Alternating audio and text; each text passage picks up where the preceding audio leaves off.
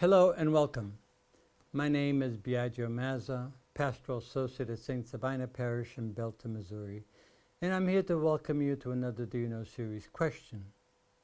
Today's Do You Know question is, do you know the connection between Francis of Assisi and ecology? Every October 4th, we celebrate the feast of St. Francis. Besides blessing animals, we also celebrate St. Francis as the patron saint of ecology. He was named so by Pope John Paul II in 1979. Francis is best understood as a nature mystic, one intimately connected with all of God's creation. He saw all of creation as God's handiwork. He promoted the religious attitudes of awe, gratitude, and wonder for all of creation. He took pride in all of creation and sang its praises, especially the well-known Canticle of Creatures, Canticle of Creation. He felt himself to be an intimate part of the whole family of creation. He saw creation as suffused with God's love and presence.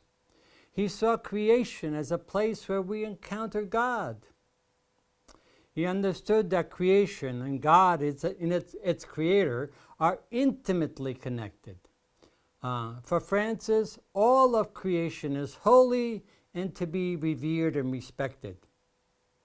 Everything in creation, for Francis, spoke of God. So Francis' radical vision of creation is consistently undermined today by what Pope Francis, in his 2015 encyclical Laudato Si on care for our common home, calls Anthropomorphism, which is essentially a human-centered worldview that places all of non-human creation at the subject to the abuse of humans. St. Francis himself stresses that the interrelatedness of all creation, because we as God's creatures are connected in a singular community of creation, an intimate family connection, if you want. Creation itself binds us all together in a family of relationship. That's why St. Francis could sing and praise Brother Sun, Sister Moon, Mother Earth.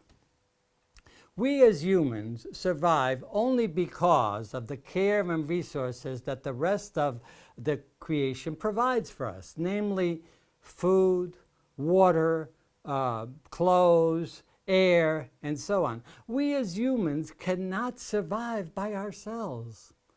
Unfortunately, we do not act this way. Human pride and arrogance towards creation has led us to the numerous crises that we face today, namely pollution, extinction of all sorts of species, pandemics, global warming, and so on, and many other crises that we face. More arrogantly, I think, we dismiss, ignore, and even deny the global scientific consensus that we are in real dire straits with regards to nature. So Francis's vision is that all of creation are related and dependent on this planet in the same manner that a child is dependent on a mother in its womb.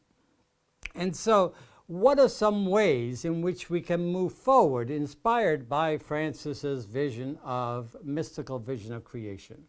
Well, several things can be done here. One is to begin to recognize the interconnectedness of all of creation. Two, become aware of how all creation is interdependent, how all creation needs one another to survive. Thirdly, realize that the abuse of creation is at the root of our present ecological crises and resolves to change the way we treat or abuse nature for our own needs especially. 4, work towards environmental justice which means establishing right relationship with all of God's creation, especially that intimate family relationship that Francis is talking about. And 5, become aware of how we are dependent on creation the way a child is dependent in a mother's womb. So I hope this has helped to explain just a bit of why, as we celebrate the feast of St. Francis, why St. Francis is connected to ecology. And I hope you'll return again to more Do You Know series questions as we continue to delve into our spiritual traditions and faith. Thank you very much.